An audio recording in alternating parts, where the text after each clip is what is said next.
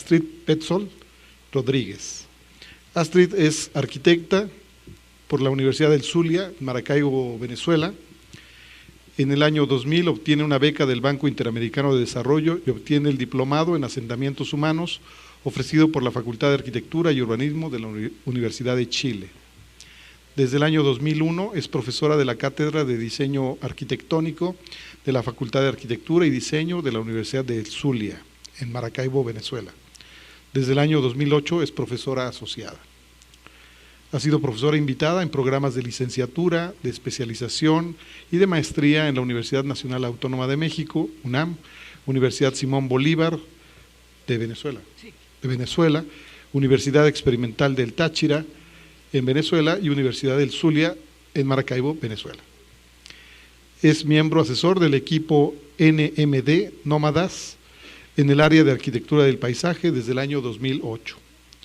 En el año 2012 obtiene el premio de la 8ª Bienal Iberoamericana de Arquitectura y Urbanismo con el trabajo de investigación titulado La estética de lo cotidiano, ejercicio de la mirada, en la categoría Trabajos realizados por equipos de investigación. Actualmente es candidata a doctora en urbanismo por la Universidad Nacional Autónoma de México, la UNAM. Bien, Astrid, bienvenida nuevamente en el seminario por segundo año consecutivo. Ya sabes, esta es tu casa y ojalá que podamos contar con tu participación todos los años. Bienvenida. Gracias, Sergio. Gracias también a Maruja. Los dos realmente, desde que nos conocemos, hemos sentido una sintonía en términos de amistad, de cercanía por Maruja, por ser de Cartagena y nosotros de Maracaibo, y también en intereses comunes académicos, ¿no?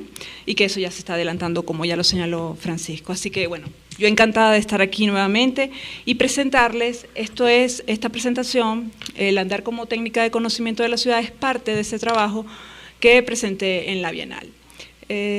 Quisiera hacer como una pequeña acotación o relacionarlo con las ponencias anteriores, en el sentido de que en el caso de Maracaibo, ese andar es escaso. Entonces surge desde la academia, esto es mi interés, porque los estudiantes de arquitectura sintieran esa necesidad de andar una ciudad que poco se camina, pero desde una óptica que les permitiera desarrollar posteriormente esa cercanía con la ciudad, posteriormente llevarla al proceso creativo en el ejercicio de los proyectos de diseño. Entonces, como dije, lo que les voy a presentar es una experiencia docente que al final derivó en un trabajo de investigación. Esta experiencia docente yo la llevé a cabo durante 4 años, porque me interesaba iniciar ese proceso de reflexión en torno al espacio urbano y buscar cómo los estudiantes pudieran comenzar a retratar su ciudad, una ciudad que poco camina, y a reescribir esa ciudad y esa realidad que dentro de la cotidianidad se hacía lejana. Entonces, en este sentido, voy a presentarles en un primer momento, en una primera parte, reflexiones en torno a la mirada. ¿Qué es mirar? ¿Qué es lo visible? Y en función de eso, entonces, también llevar cómo la relación de lo visible y la mirada se conjuga con ese andar. Asimismo, voy a presentar productos obtenidos de ese trabajo, de esa experiencia, como ensayos visuales. Por cuestiones de tiempo, los ensayos visuales no deben ir acompañados de textos ni de explicación alguna, porque me interesa que ustedes como espectadores también lean la propia imagen. Pero por cuestiones de tiempo y de que no pierdan la liación entre lo que es el ejercicio que lleve a cabo y la imagen, pues van a ver, o los voy a predisponer un poco a esa lectura de la imagen.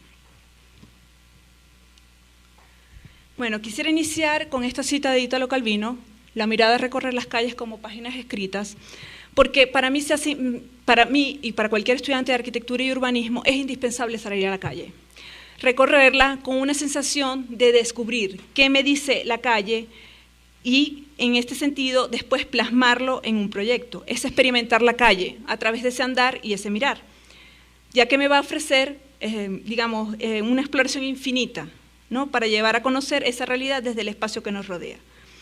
solo cuando se hace visible un lugar a los ojos de otro, y eso lo veíamos cuando la doctora Marielena Ducci presentaba cómo este invitado alemán descubre otra parte de la ciudad de Santiago y cómo eso empieza también a afectar su propia realidad de entender la ciudad de Santiago. Entonces hay que hacer visible un lugar para construir y para ser parte de esa realidad posteriormente. Los recorridos que voy a presentar a continuación son los recorridos, los ejercicios, son 12 recorridos que se llevaron a cabo: Maracaibo desde la ventana, El individuo en la ciudad, Maracaibo en 100 palabras, Maracaibo al azar, Travesías, Ciudad ajena, Ciudad indiferente, Paisaje vertical, una objetualización de un espacio, Sonidos de mi cotidianidad, Cómo construye una ciudad simulada y Maracaibo según imaginario. Todo esto porque son lecturas que me van a permitir y servir para esa investigación del espacio urbano y de la representación. Partimos, o me apoyo también en Camilo Salazar, es un profesor de la Universidad de los Andes en Bogotá, Colombia, y me interesa traerlo a colación porque esto es una reflexión, o el modo en cuando empezamos nosotros a abordar la ciudad no es algo ajeno, sino que también hay otra serie de investigadores de América Latina que les interesa también, ¿no?, cómo está enseñar la ciudad a partir de ese método que combine otros. O sea, esto señala un repertorio de formas para recorrer, mirar, registrar, interpretar, y podría considerarse como una alfabetización disciplinar, necesaria para comprender su realidad sobre el espacio. Además de realizar estos recorridos, los estudiantes tienen que también aproximarse a lo que significa, y bueno, entre los medios que utilizamos fue la fotografía y la literatura para poder plasmar esos nuevos descubrimientos, ¿no? Enfrentar los hábitos. Alberto Sato, y me interesa también traerlo a colación porque me interesaba en los estudiantes enfrentar esos hábitos cotidianos como si fueran la primera vez, esto es, como si fuera la primera vez que recorro mi propia ciudad. Y eso me va a proporcionar nuevas visiones físicas. Y en este caso, como una herramienta a la propia ciudad, ¿no?, en términos de exploración. Entonces se intenta trazar un camino que permita construir reflexiones en torno a lo cotidiano y a esos diversos modos y medios de ver, utilizados para el análisis y conocimiento de la ciudad. Pero básicamente desde una óptica, el andar y el mirar como técnicas alternativas de percepción y análisis de esta, intentando descubrir nuevos caminos que nos lleven a pensar y a ver la realidad con ojos inquietos. La estructura de la presentación será la siguiente. En la primera parte abordaré la importancia de cuestionarnos esas formas de ver aprendidas y posteriormente el andar como técnica de conocimiento y análisis de la ciudad. ¿Por qué? Porque me interesa, o con las cuales voy a intentar que el lector, en el caso de ustedes espectador y en el caso de los estudiantes los mismos actores, cuestionen esos hábitos asumidos en sus modos de ver, escuchar, habitar y interactuar con la ciudad. En una segunda parte se presentará entonces el objetivo de cada recorrido. No todos los recorridos que les presenté anteriormente los voy a presentar en términos de explicar su objetivo, sino más aquellos que me parece que les servirían a ustedes para abordar el análisis de su ciudad. Y acompañados, obviamente, por esos productos. Y finalmente, en una tercera parte, presento los principales aportes que considero ha tenido digamos, esta experiencia. Entonces, en la primera parte, cuestionamiento de las formas de ver aprendidas para descubrir. Yo parto de que todo proceso de investigación debe iniciarse con más respuestas que preguntas, puesto que el cuestionamiento de esas respuestas iniciales es el que va a permitir desaprender, para aprender a ver un modo de ser de la realidad, capaz de formular preguntas y de crear dudas, que permitan dotar de enfoques alternativos para conocer e interpretar la realidad. Jorge Liernu, un argentino, dijo: la duda es la jactancia de los intelectuales. Yo parto, es que si no existen dudas, ¿cómo existirán preguntas? ¿Dónde estará el cuestionamiento de las cosas y dónde, por consiguiente, estará nuestra verdad particular relacionada con el resto del mundo? Esta es una cita también de un cineasta: los peces serán los últimos en conocer el agua, porque están inmersos dentro de ese mundo, que por estar inmersos en ese mundo lo desconocen, ya es tan cotidiano que pasan a desconocerlo en términos de ser conscientes en el mundo en el que habitan. La globalización ha ido transformando la visión de las cosas y su proceso de creación. Una manera creativa de mostrar dicho proceso fue la exposición de esta artista, es una diseñadora gráfica, que la denominó Los objetos en el espacio.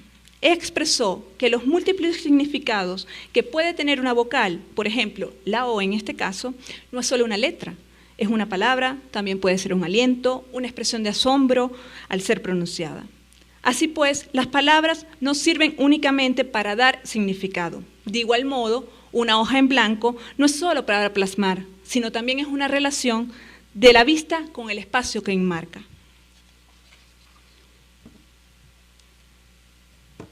La multiplicidad de significados y lecturas que puede tener un objeto, un espacio o una situación puede ser por más insignificante que éste sea, se logra a través de pensar, argumentar, cuestionar lo que ves y cómo lo ves. Esta también es una obra del artista en el cual ella empieza a incorporar en el espacio urbano una serie de palabras que uno pudiera pensar, bueno, ¿cómo toco la tierra, el caminar, cómo lo empiezo a interpretar dentro de este espacio? Esta es una foto de un espacio público en la ciudad de Maracaibo y es cómo el cuestionamiento de la realidad, de lo visible, de lo cotidiano, se logra mediante la percepción consciente de ese espacio, de las personas, de los objetos y de su relación entre ellos. Puesto que es la ciudad que se habita, se transita, se escucha, se modifica y sobre la que se lee. Es así, como dice Piscinato, al observar con detenimiento sus calles, sus edificaciones, sus colores, su iluminación, sus parques, la manera como la gente se desplaza, usa el espacio, se viste según la hora del día, podemos comprender muchas de las características de la misma ciudad. En este sentido, el ejercicio y la observación es de carácter experimental y es en esa experimentación que reside su carácter científico. El hábito impide mirar lo extraordinario de las cosas, de los hechos, de las personas. Cotidianamente observamos y nos relacionamos. Experimentar sobre la cotidianidad a través de una serie de recorridos busca cuestionar esos hábitos. Cuando en una ocasión se le preguntó a Borges si leía el periódico, este contestó que no lo hacía porque no se imaginaba que todos los días ocurriesen novedades relevantes. Yo al respecto señalo, lo relevante en la cotidianidad va a depender del significado que tiene dicho acontecimiento dentro de mi realidad íntima y de la afectación que tiene en la construcción de mi concepción de esa trascendencia, a partir de las experiencias personales vividas. El hombre, desde que nace, se relaciona con el mundo a través de los ojos, de la vista. Como dice Berger, el niño mira y ve antes de hablar. Cada acto de mirar implica un descubrimiento que va asociado con otros sentidos, el gusto, el tacto, el olfato. Irá variando, obviamente, a lo largo de la vida, puesto que lo visible está ordenado en función del espectador y de su campo de visión. El hecho de que existe un significado establecido para la mayoría de las cosas, que hace asociarla con una determinada representación física, color, material, olor, forma, sonido, sabor, impide romper la posible relación que existe entre lo que se ve y lo que se sabe del mundo circundante. El acto de mirar deja de ser revelador. En el caso de Magritte, en el cuadro Clave de los sueños, rompe con la relación del significado de la palabra y la representación visual de dicho objeto. El conocimiento que tenemos de las cosas afecta el modo en que las vemos. Asimismo, los parámetros morales, religiosos, sociales, afectan nuestra apreciación de las cosas y del espacio urbano. Por otro lado, ciertos artistas han logrado hacer visible lo invisible, al descubrir nuevos modos de mirar lo que nos rodea, como este es el caso de la obra de Richard Long, cuando representa la forma del territorio, pero a través del vector viento, donde cada variación de este refleja los cambios en el recorrido del viento, que a su vez traducen las particularidades de ese territorio. En tal sentido, la percepción consciente del mundo nos adentra en el campo de lo visible y no se reduce el acto de mirar solo a una cosa o a un objeto, también a mirar la relación de esos objetos con nosotros mismos. El lenguaje de las miradas, de lo visible, permite comunicar ideas y experiencias que adquieren múltiples significados al alejarnos de nuestras ideas preconcebidas de las cosas y del mundo. Ahora bien, el andar, ¿cómo lo utilizamos como técnica de conocimiento y de análisis de la ciudad? El acto de atravesar un espacio tiene su origen en la necesidad de obtención de alimentos y en el conocimiento del territorio para el logro de la supervivencia. No obstante, una vez alcanzados estos requerimientos, el hecho del andar se convirtió en una acción simbólica que permitió al hombre habitar el mundo. En tal sentido, la acción de andar permite mirar aquello que no está ahí y hacer que surja algo. El andar es capaz de relevar lo evidente, sin embargo, siempre que se esté atento. Benjamin señalaba claramente que el caminar tenía relación con poder ver, con poder abrir los propios ojos, con llegar a tener una mirada nueva. Dislocar la propia mirada de modo de poder ver diferente, ver lo visible.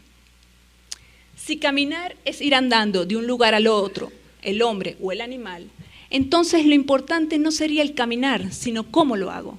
En tanto que la manera como camino, cómo me desplazo, está condicionada por ese modo de ver. Lo anterior permite inferir, quisiera con esta reflexión que hago de cómo lo importante es el cómo hago, el cómo camino, porque implica un modo de ver. Robert Smithson decía, el andar condicionaba el mirar y la mirada condicionaba el andar, hasta tal punto que parecía que solo los pies eran capaces de mirar. Lo anterior, esta cita que traigo de Robert Smithson, uno pudiera decir, bueno, entonces lo importante también es a través de qué medios realizo dicho recorrido, a través de cómo me desplazo en la ciudad, a pie, en bicicleta, un autobús, un taxi, un carro particular, en helicóptero, entre otros. Entonces va a establecer un modo particular de relacionarme yo con la ciudad, con mis hechos cotidianos, puesto que el acto de mirar va más allá del hecho visual, involucra, como decía antes, lo táctil, lo olfativo y lo auditivo, pero a su vez está relacionado con la velocidad de dicho desplazamiento y con la perspectiva, esto es, el nivel y el ángulo en que realizo dicha percepción.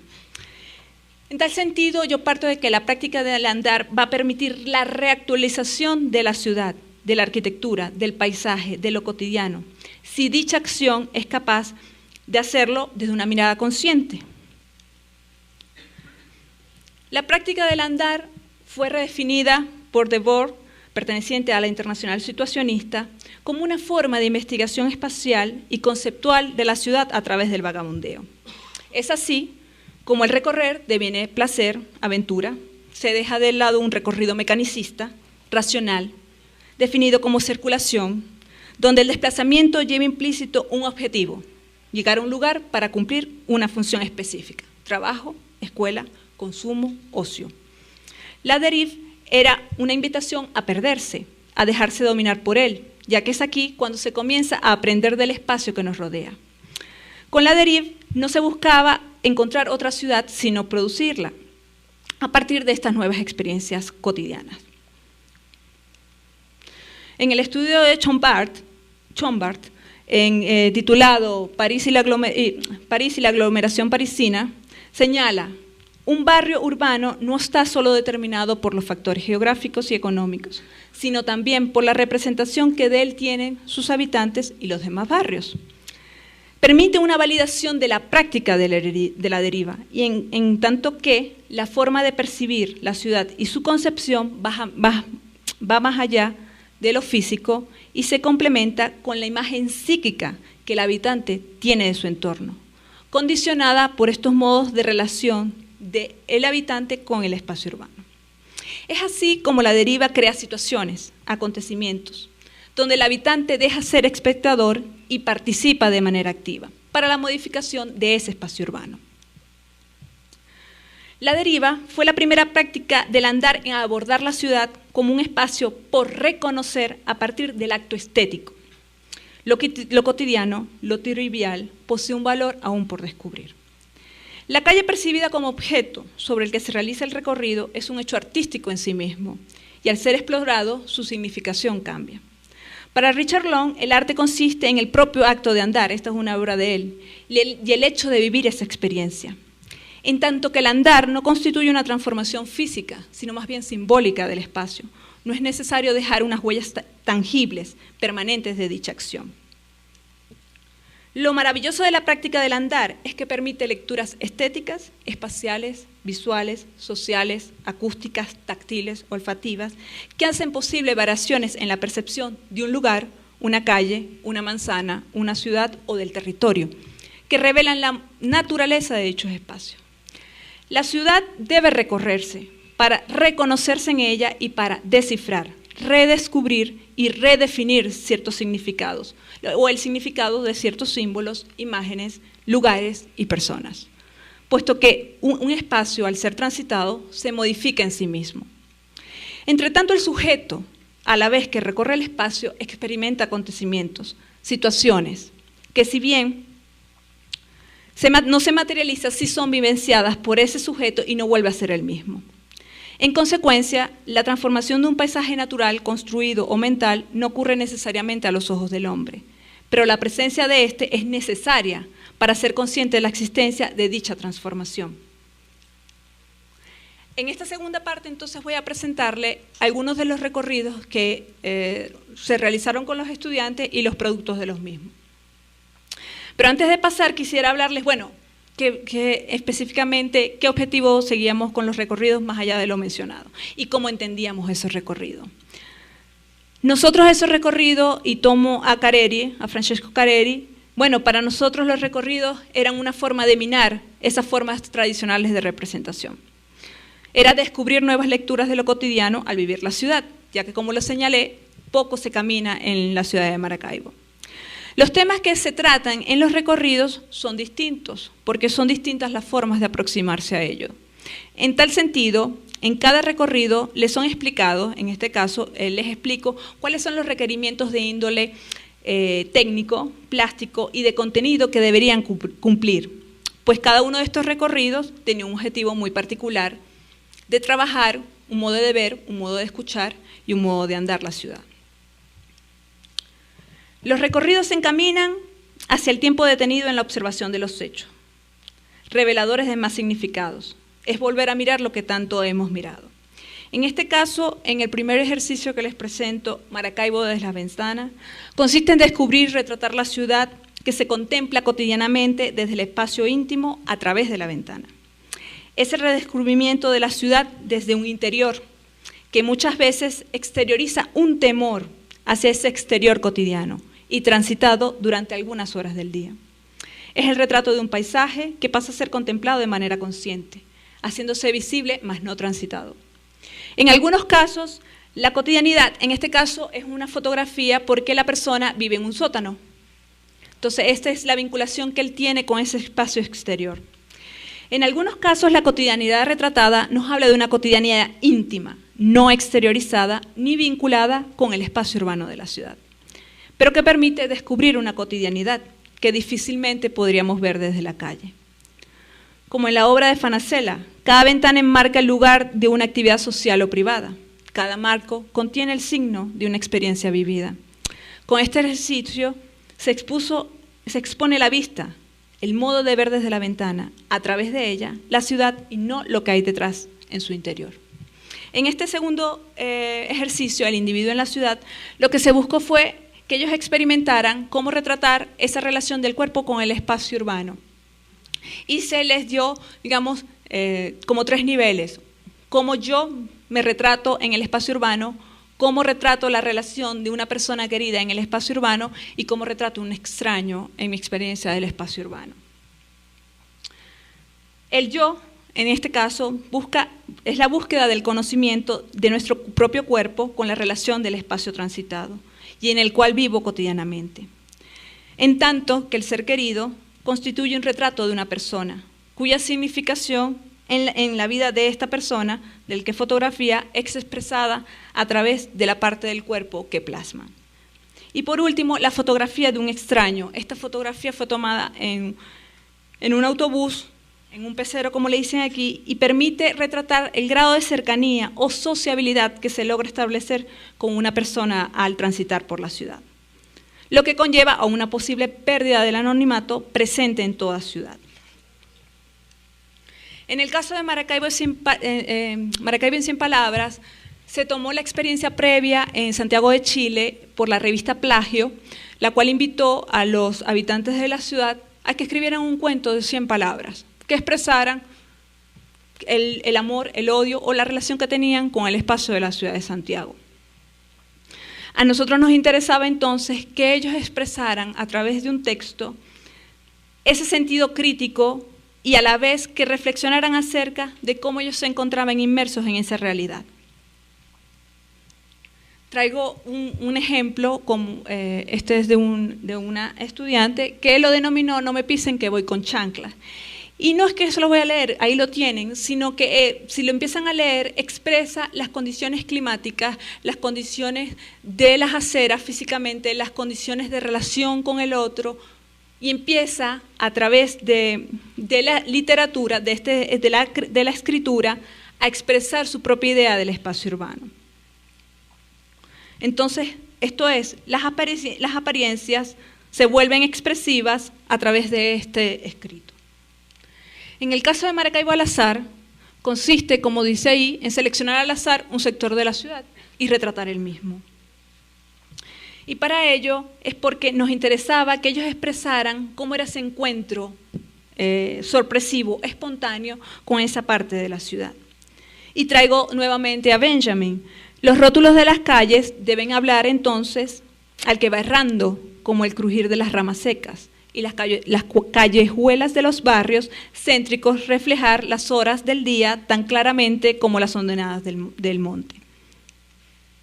Estos son fotografías de lugares en los que las personas se encontraban y ellos tenían que plasmar esa espontaneidad y ese encuentro con el espacio. Lo interesante es que la ausencia de intencionalidad en la fotografía se convierte en su propia fuerza y lucidez. Todas estas son fotografías de la ciudad de Maracaibo. En un cuarto ejercicio se encuentran las travesías. ¿Qué me interesaba a mí? Que los estudiantes, al salir de vacaciones, por eso se llaman travesías, reflejaran la ciudad que visitaban por primera vez, como si fueran habitantes de ella. Porque me interesaba descubrir esa belleza de lo rutinario en una ciudad nueva. Como expresa André Breton en Los Pasos Perdidos, la calle a la que creía capaz de comunicar a mi vida sus sorprendentes recodos, la calle, con sus inquietudes y sus miradas, era mi auténtico elemento. Tomaba en ella, como en algún otro sitio, el aire de lo eventual. Entonces, se intenta que el estudiante, al salir fuera de su ciudad de la cual habita, experimentara los sitios que normalmente no experimenta un turista, que vivenciara una ciudad desconocida, que retratara su cotidianidad. No son fotografías que uno pudiera poner en una postal turística, sino que expresaban la mirada de esa persona cotidiana y lo que experimenta la persona cotidiana en el día a día. Otro de los ejercicios era la ciudad ajena. Muchos de los estudiantes, y yo en particular también, todos en una ciudad no la conocemos por completo. Entonces me interesaba que ellos fueran a sitios que desconocían y que expresaran ese desconocimiento a través de sus fotografías.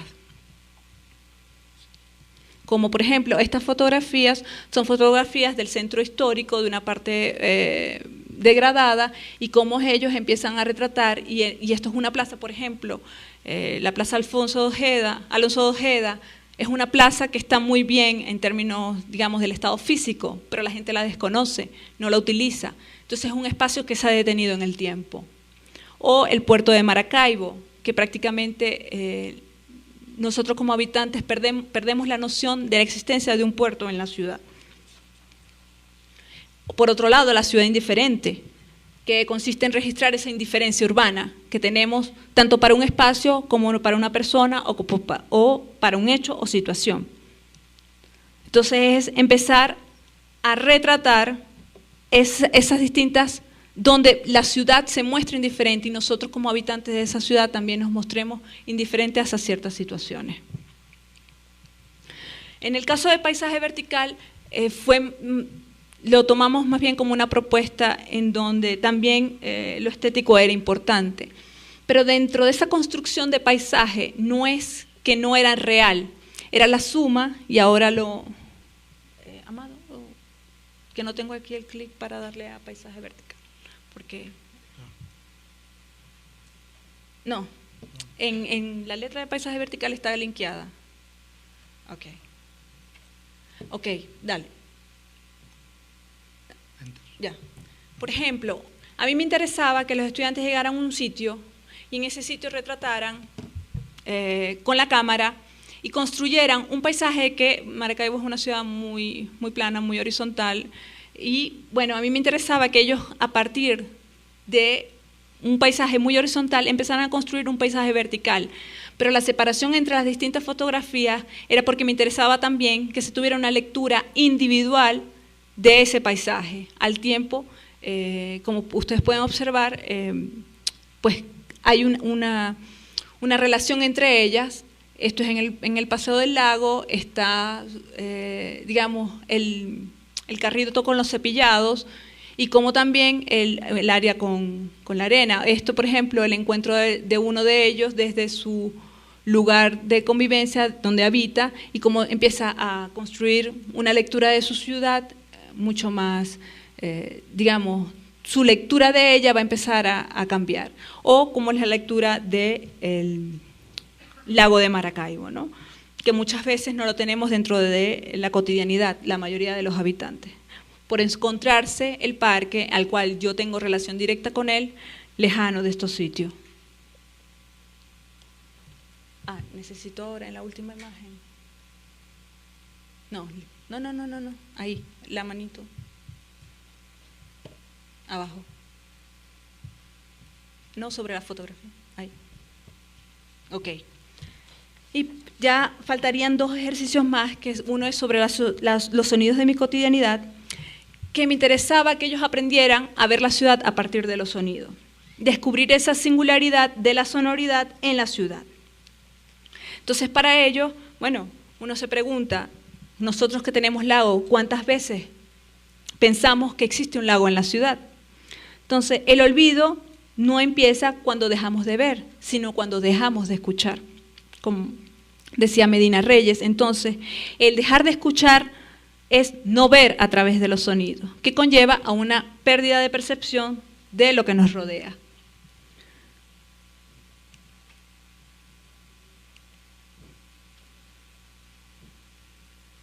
En cada acto de escuchar puede ser relacionado con el acto de mirar, tocar, sentir, andar, pero de manera consciente, lo que implica una ruptura de la continuidad de mi proceso de percepción del mundo.